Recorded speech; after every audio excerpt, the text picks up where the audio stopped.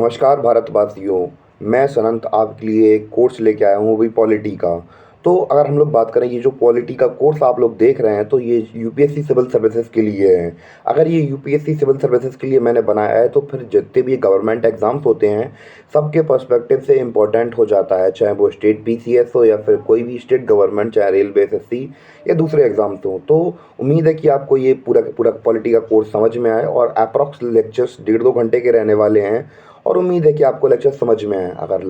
अगर समझ में आए तो भैया please subscribe for my channel and let's start our course. तो स्टार्ट करते हैं हम लोग अपना लेक्चर। तो ये है यूपीएससी सिविल सर्विसेज के लिए पॉलिटी का सबसे पहला लेक्चर।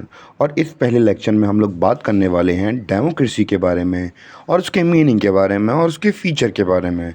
तो सबसे पहले ये समझते हैं कि डेमोक्रेसी क्या होती है। तो इसका सबसे पहले मीनिंग देखते हैं। तो डेमोक्रेसी का मीनिंग क्या है?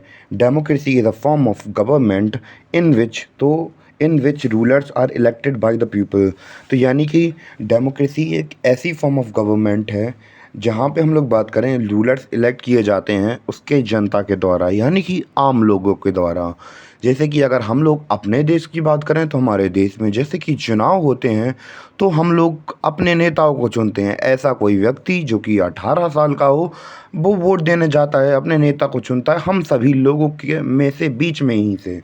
तो ऐसी सरकार जो कि लोगों के द्वारा चुनी जाती है, वो डेमोक्रेसी कहलाती है। तो अब हमने यहाँ पे वर्ड का इस्तेमाल किया था गवर्नमेंट। तो ये गवर्नमेंट क्या है? इन द एक फॉर्म ऑफ गवर्नमेंट है, डेमोक्रेसी एक फॉर्म ऑफ गवर्नमेंट है। तो ये एक्चुअली गवर्नमेंट क्या है, इसको समझते हैं हम लोग अब। तो गवर्नमेंट को देखते हैं हम लोग। गवर्नमेंट क्या है?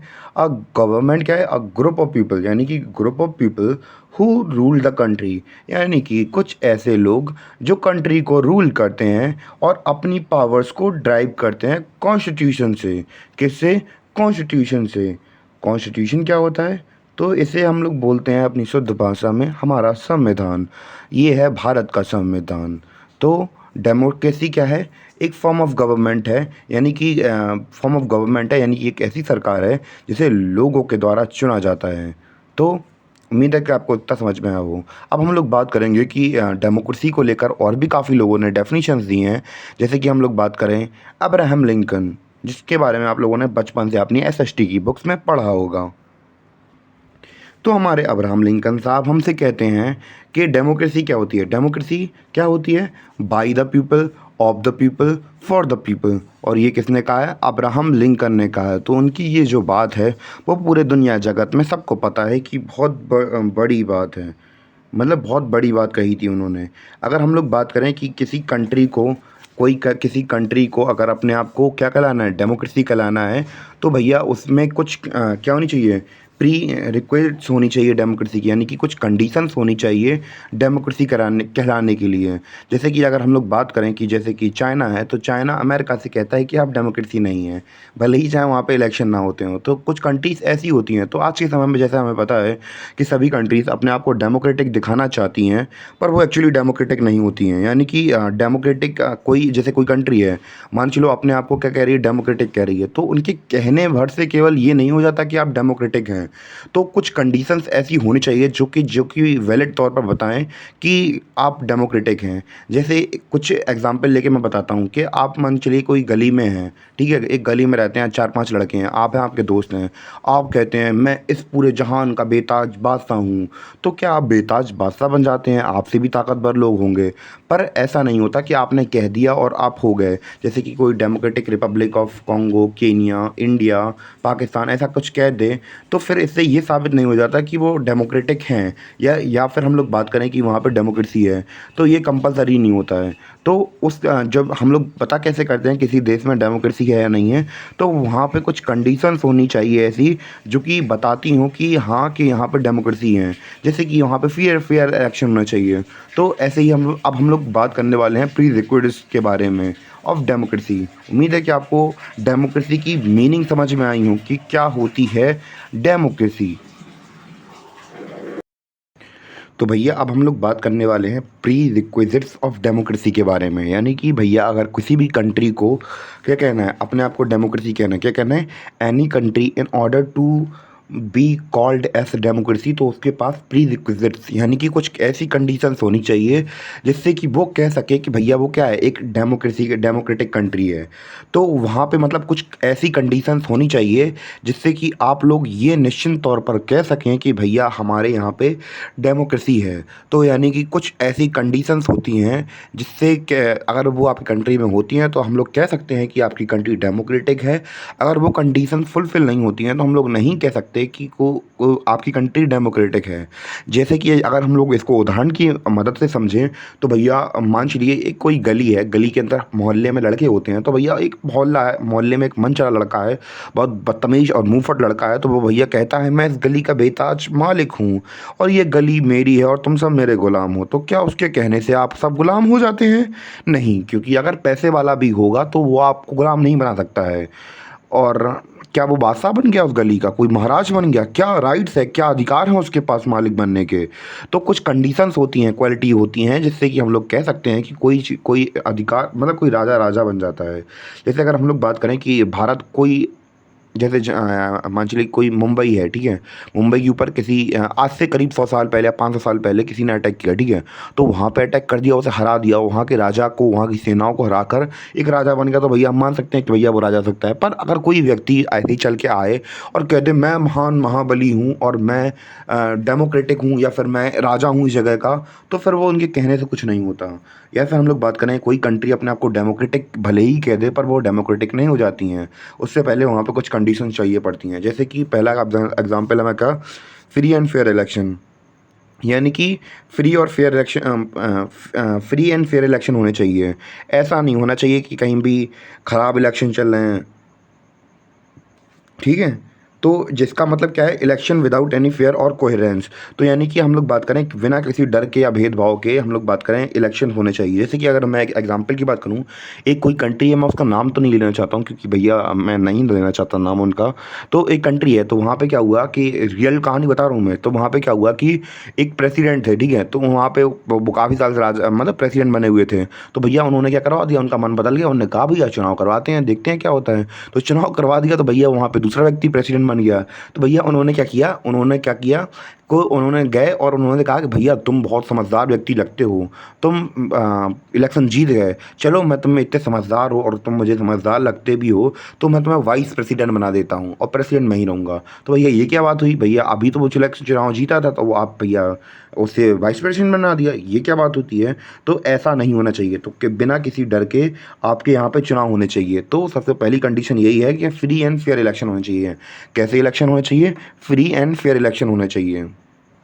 तो भैया अब एक कंडीशन तो समझ में आ गई, और दूसरी भैया कंडीशन क्या कहती है हमसे, वो हमसे कहना चाहती है कि भैया इंडिपेंडेंट और आई थिंक मैंने यहाँ पे शायद गलत लिख दिया यहाँ पे, सॉरी गाइस, मैंने यहाँ पे इम्पार्शियल की जगह पे इम्पोर्टेंट लिख दिया था। तो मैं आपको बता दूं कि दूसरा प्री रिक्विजिट यानी कि दूसरी कंडीशन क्या होनी चाहिए किसी भी कंट्री में, अगर हम लोग बात करें कि वहाँ पे क्या है, डेमोक्रेसी है, तो भैया दूसरा सिंबल ये है कि भैया वहाँ पे इंडिपेंडेंट और इम्पार्शियल जुडिशरी होनी चाहिए। तो जैसे कि अगर एग्जांपल की बात करें, जैसे इंडियन सुप्रीम कोर्ट, अगर भैया इंडियन सुप्रीम कोर्ट को कोई फैसला सुनाना होता है तो कोई मंत्री या कोई पार्टी उस पर दबाव नहीं डाल सकती है। वही अगर मैं एक एग्जांपल लेके किसी अपने आसपास पड़ोस की कंट्री की बात करूं, तो भैया वहाँ की जो पॉलिटिकल पार्टी है वो बहुत ज़्यादा स्ट्रांग है और जो किसी को खड़ा नहीं होने देती है। और हम लोग बात करें वहाँ की जो जुडिशरी है, वो ज़्यादातर फेवर किसके सुनाती है, तो वो जो हम लोग बात करें जुडिशरी है, वो फेवर सुनाती है उस कम्युनिस्ट आई मीन जो पार्टी है, पॉलिटिकल पार्टी है, उसका सपोर्ट सुनाती है।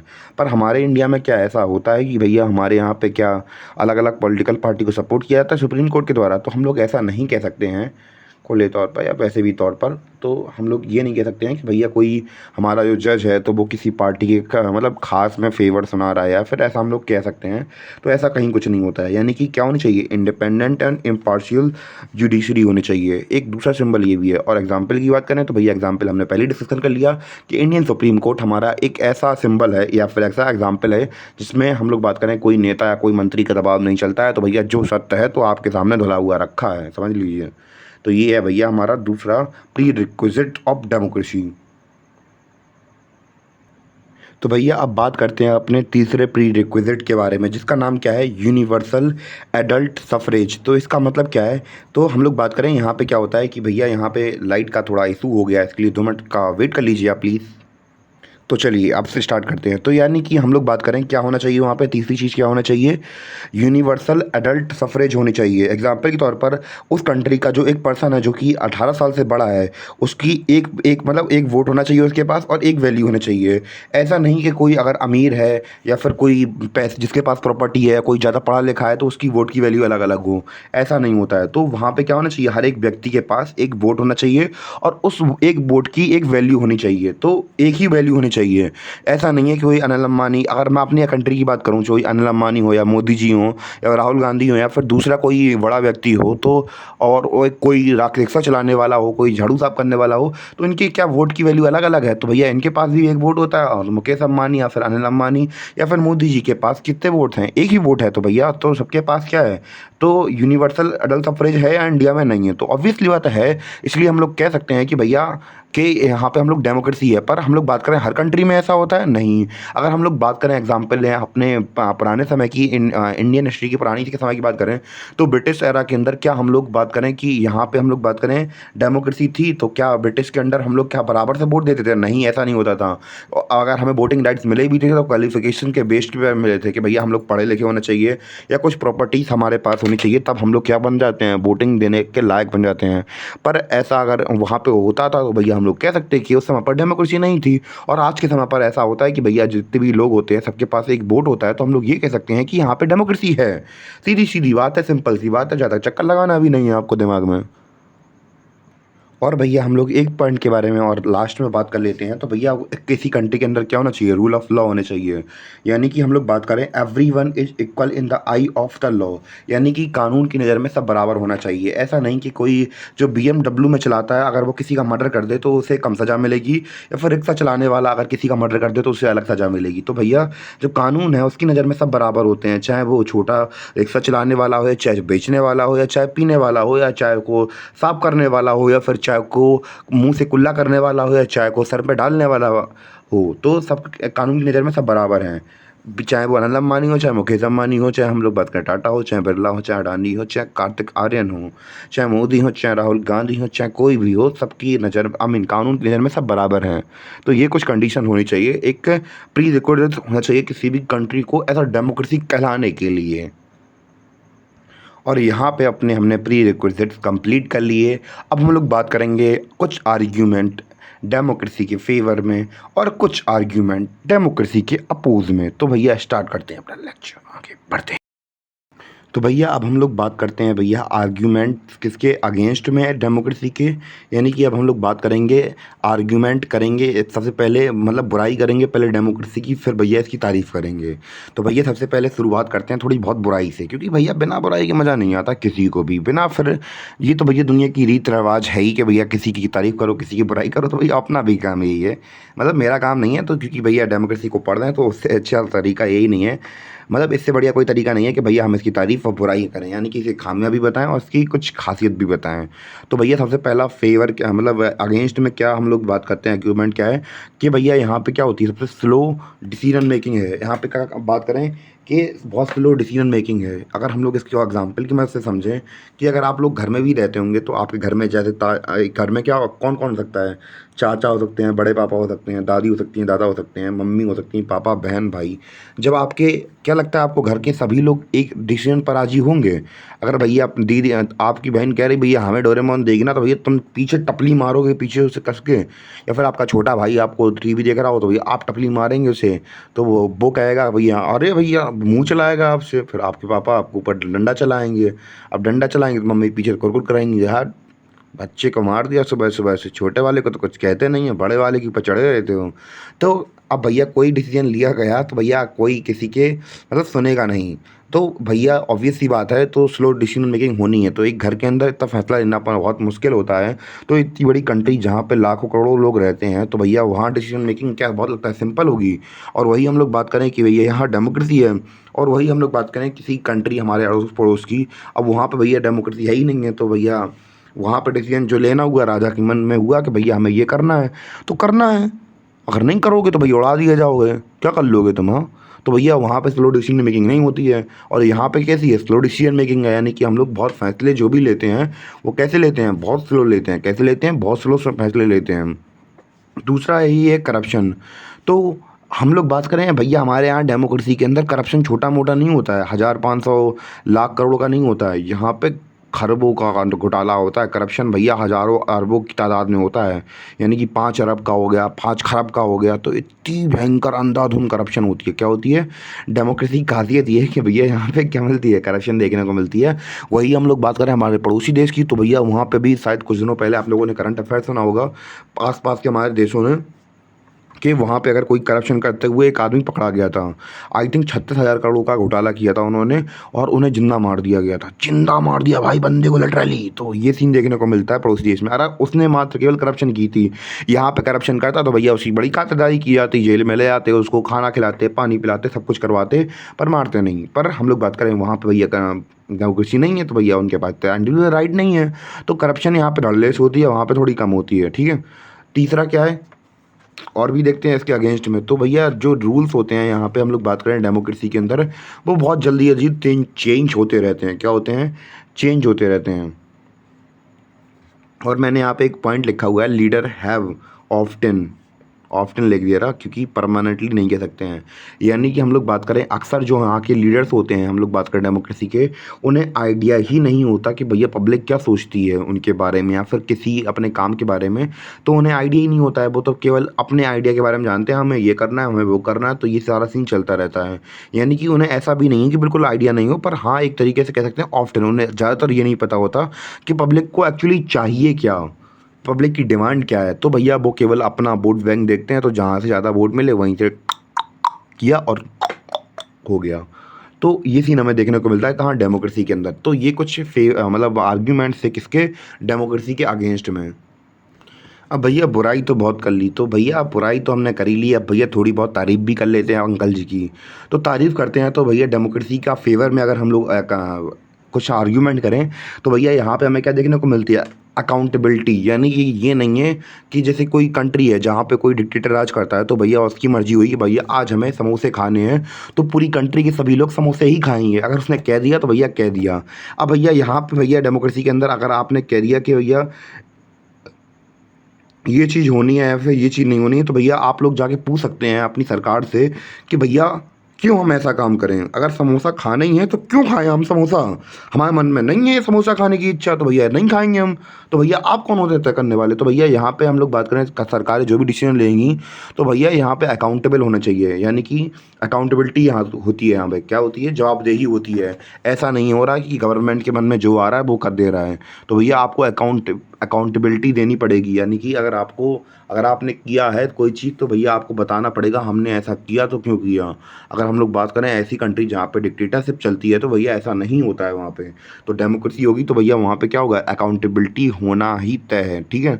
और हम लोग बात करें holding the actor responsible for the action. यानी कि जो भी कोई काम कर रहा है, जो कोई भी एक्टर कोई काम कर रहा है हमारा, जो भी उसने एक्शन किया उसके लिए रिस्पॉन्सिबल कौन होगा, वही एक्टर रिस्पॉन्सिबल होगा जिसने काम किया। यानी कि अगर आपने कोई गलत काम किया है तो उसके रिस्पॉन्सिबल आप होंगे, आपको जवाबदेही देनी पड़ेगी, मतलब जवाब देना पड़ेगा। और दूसरा बात ये होती है, दूसरा पॉइंट ये है, क्वालिटी डिसीजन मेकिंग। यानी कि अगर हम लोग बात करें स्लो डिसीजन मेकिंग होती है, तो भैया आपने देखा होगा कि भैया रोटी बनाई आपने, ठीक है, तो एकदम से ही तेज आंच में अगर आपने रोटी रख दी, तो भैया रोटी का क्या होगा, जल जाएगी ऑब्वियसली। वही अगर आप उस रोटी को धीमे धीमे पकाते पकाते और ज़्यादा पकाते, तो भैया वो रोटी कैसी सुंदर सी नरम सी मुलायम सी बनती। तो भैया वही सीन है कि भैया यहाँ पे भैया सभी पक्षों के, जैसे मान चलिए कि कोई फैसला हुआ, मान चलिए किसी ने आपकी ज़मीन हड़प ली, तो भैया अब होगा क्या, अगर कोई कंट्री ऐसी है जहाँ पे डेमोक्रेसी नहीं है, तो वो उस कंट्री के अंदर आप करेंगे क्या, जाएंगे भैया आप मार देंगे, उनके घर वाले आपको मार देंगे, तो यही सब चलता रहेगा, तो होने का कुछ नहीं। पर यहाँ पे क्या होता है, डेमोक्रेसी के अंदर क्वालिटी डिसीजन मेकिंग होती है। यानी कि आपने कुछ ज़मीन हड़प ली, तो भैया सामने वाला और आप क्या करेंगे, दोनों लोग पक्ष विपक्ष करेंगे और भैया कोर्ट में जाएंगे। कोर्ट में भैया जिसका तर्क जज को सही लगेगा, यानी कि भैया जज वकील क्या करते हैं, तर्क देते हैं एक दूसरे के, और जिसका तर्क सही बैठेगा ज़्यादा से ज़्यादा, और भैया वो फैसला उसी के पक्ष में हो जाएगा। तो भैया तर्कों का खेल होता है यहाँ पे, और तर्क से अगर कोई आप लोग डिसीजन ले रहे हैं, तो भैया ऑब्वियसली बात है अच्छा ही होगा, बिना सोचे समझे। वरना बहुत से लोग क्या करते हैं, डंडा उठाएंगे, लाठी लाठी उठाएंगे, मारने पे उतारू हो जाएंगे। तो इससे कुछ नतीजा तो निकलने वाला है नहीं। अगर वही हम लोग डेमोक्रेसी की बात करें तो भैया यहाँ पे क्या होता है, क्वालिटी डिसीजन मेकिंग होता है। यानी कि हम लोग कह सकते हैं कि इस कंट्री के अंदर क्या होगा भैया, सोच समझ के और लॉजिक के वे में हम लोग बात करें कि सब चीज़ें मिलेंगी, सब चीज़ें होंगी लॉजिकल वे में। और भैया अगला पॉइंट हम लोग बात करें, अगला पॉइंट हमारा क्या है, रिस्पेक्ट फॉर इंडिविजुअल राइट्स। यानी कि भैया हर एक के पास इंडिविजुअल राइट्स हैं। तो भैया हम लोग बात करें कि अगर इस कंट्री के अंदर मैं बैठा हूँ, ठीक है, जब मैं वीडियो बना रहा हूँ तो भैया अगर मुझे सरकार की कोई पॉलिसी अच्छी नहीं लगती तो भैया मैं उसे क्रिटिसाइज़ कर सकता हूँ कि भैया मुझे आपकी ये पॉलिसी मुझे सही नहीं लग रही है। तो ऐसा हम लोग कर सकते हैं। पर अगर हम लोग बात करें ऐसी कंट्री जो कि डेमोक्रेटिक ना हो तो भैया वहाँ पे अगर हम लोग कुछ कह दें तो भैया वहाँ की सरकार क्या करेगी, उठाएगी, आपको जेल में डालेगी। तो भैया क्या वहाँ की कोर्ट सुनेंगी बात? भैया अभी हाल बताया कि भैया वहाँ की जुडिशरी कोई काम की नहीं होती है भैया, वो गवर्नमेंट के फैसले, गवर्नमेंट की तरफ फैसले सुनाएंगी। तो आप अगर बुराई कर रहे हैं तो आपको टांग लिया जाएगा। तो यहाँ पे क्या होता है, रिस्पेक्ट फॉर इंडिविजुअल राइट है। और यहाँ पे हम लोगों ने देखा अभी हाल, जैसे हमने ऊपर बात किया था अभी कि क्वालिटी डिसीजन मेकिंग होती है, क्वालिटी डिसीजन मेकिंग होती है। यानी कि अच्छे से कोई अगर फैसला लिया है तो भैया सोच समझ के लिया गया है। 25 लोगों को बैठार के अपोजिशन और सामने वाली पटार जो रूलिंग पार्टी और अपोजिशन पार्टी है, दोनों की सहमति से कोई काम होता है तो भैया बहुत अच्छा होता है। यानी कि अगर बात करें हम लोग, बहुत बढ़िया तरीके से काम होता है। तो क्वालिटी डिसीजन मेकिंग तो होता ही है। और एक तो बात ये है कि भैया यहाँ पे कॉन्फ्लिक्ट रेजोल्यूशन बहुत अच्छा होता है। जैसे कि मैंने आपको अभी थोड़ी देर पहले एग्जांपल दिया था कि भैया दो व्यक्तियों के बीच में अगर कुछ मतभेद होते हैं, यानी कि अगर कुछ ही मैटर से दो पक्षों के बीच में लड़ाई होती है तो भैया वो लोग दोनों क्या करेंगे कि ऐसा नहीं है कि डंडा उठाया एक दूसरे को मार दिया। तो भैया जाना पड़ेगा उन्हें कहाँ पे, कोर्ट में जाना पड़ेगा।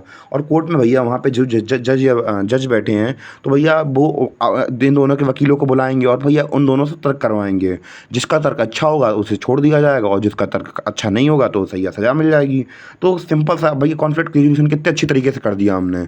ऐसा नहीं है कि भैया डंडा उठाया मार काट करने लगे। तो भैया कॉन्फ्लिक्ट रेजोल्यूशन यानी कि जो मुद्दे की गर्मा गर्मी होती है तो भैया उस चक्कर में किसी का आयत या बुरा ना हो जाए, तो भैया इसका ध्यान रखा जाता है कॉन्फ्लिक्ट रेजोल्यूशन के तहत कि भैया डेमोक्रेसी के अंदर कॉन्फ्लिक्ट रेजोल्यूशन बहुत अच्छी तरीके से किया जाता है। ये हम लोगों ने समझ लिया अच्छी तरीके से अब। तो भैया इसके फेवर में हम लोग एक चीज़ और कहते हैं। तो भैया डेमोक्रेसी क्या है, democracy is a device which ensure that we are getting no better than we deserve. तो भैया वही है जो अगर आपके जो हम लोग डिज़र्व करते हैं तो भैया वही मिलेगा। मैं जैसे कि अगर हम लोग बात करें हमारी सोसाइटी अगर बहुत ख़राब है तो भैया हमें लीडर्स भी ख़राब मिलने वाले हैं, ऑब्वियस सी बात है। जैसे कि हम लोग, क्योंकि भैया जो लीडर्स हैं वो हम लोग चुन के कहाँ से जा रहे हैं, वो हम लोगों में से चुन के जा रहे हैं। अगर हम लोग बात करें कि हम भैया हम लोग बहुत सीधे हैं, सज्जन हैं, तो भैया हम लोग में से कोई अगर चुन के जाएगा और वहाँ पे बैठेगा, और वहाँ पे गद्दी पे, राजगद्दी पे बैठने वाला है, तो भैया वो भी कैसा होगा, अच्छा ही होगा, क्योंकि भैया हम लोग अच्छे हैं। अगर हम लोग की सोसाइटी ख़राब है, हम लोग अपना फ़ायदा देखते हैं, तो भैया ऑब्वियस सी बात है जो ऊपर बैठेगा वो भी तो अपना फ़ायदा देखने वाला है। तो भैया जो हम लोग डिज़र्व करते हैं तो वही हमें डेमोक्रेसी देता है। यानी कि जो हमारी वही औकात है तो भैया वही मिलेगी। और इससे ज़्यादा क्या कह दूँ। देखने वाले हैं डेमोक्रेसी के आउटकम्स, तो इसको समझते हैं। तो क्या होते हैं डेमोक्रेसी के आउटकम्स। तो भैया हमने पहले ही देखा था कि रूल ऑफ लॉ मिलता है हमें कहाँ पे, डेमोक्रेसी के अंदर देखने को मिलता है। यानी कि सबसे ऊपर कौन है, हमारे सबसे कंट्री के अंदर सबसे ऊपर लॉ है। ना कोई मिनिस्टर, ना कोई मंत्री, ना कोई कोई कुछ, सबसे ऊपर हमारा कौन है, सबसे ऊपर हमारा रूल ऑफ लॉ है। यानी कि कानून का सबसे ऊपर हम लोग बात करें, सबसे पावरफुल हमारे कंट्री में कौन है, हमारे पूरे कंट्री के अंदर लॉ हमारा पावरफुल है। यानी कि हमारा कॉन्स्टिट्यूशन पावरफुल है।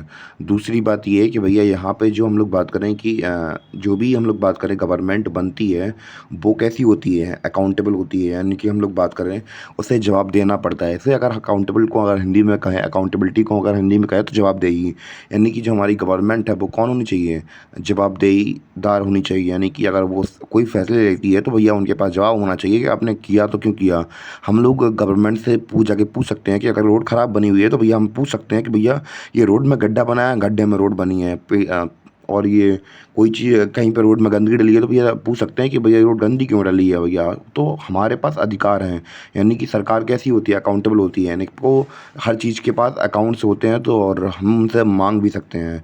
और तीसरा ट्रांसपेरेंसी। यानी कि अगर हम लोग बात करें कोई टेंडर पास हुआ, ये नहीं हुआ कि भैया किसी गवर्नमेंट के कोई चहीता था, कोई उसका फ्रेंड था तो भैया उन्होंने अपने घर वालों को दिला दिया, तो ऐसा नहीं है। अगर कोई हम लोग बात करें कोई भी टेंडर या फिर नौकरी निकलती है तो भैया सबसे पहले वो क्या होगी, पब्लिश होगी न्यूज़पेपर्स में या फिर अलग अलग जगह पे। तो भैया जो गवर्नमेंट होती है उसे क्या दिखानी पड़ती है, ट्रांसपेरेंसी दिखानी पड़ती है। तो जो ऑब्वियस सी बात है जहाँ पे गवर्नमेंट होगी, जहाँ पे डेमोक्रेसी होगी, तो भैया अकाउंटेबिलिटी, ट्रांसपेरेंसी होनी ज़रूरी है।